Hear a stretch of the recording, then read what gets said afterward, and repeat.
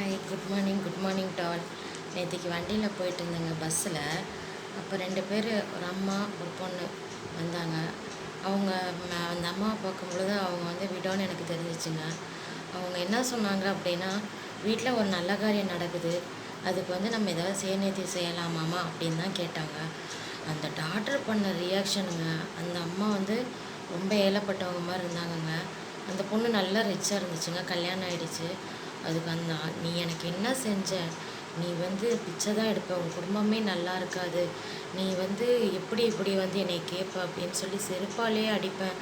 இன்னும் நிறைய bad words, அதை போய் தின்னுங்க இதை போய் தின்னுங்கன்னு அவ்வளோ பேட் வேர்ட்ஸ் பேசினாங்க. எனக்கு பார்க்க ரொம்ப கஷ்டமாக இருந்துச்சு.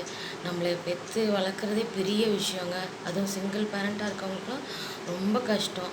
அப்படிப்பட்டவங்கள பேசணுன்னா அந்த அம்மா அந்த ஸ்டாப்பிங்கில் இறங்குறக்குள்ளே எப்படியாவது இறங்குனா போதும்.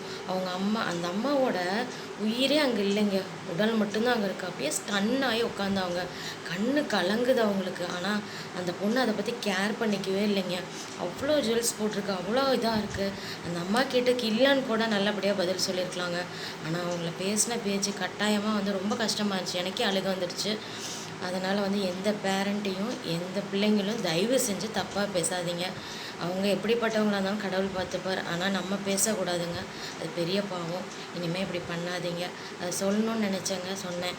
இந்த நாள் இனிய நாளாக அமைய வாழ்த்துக்கள்.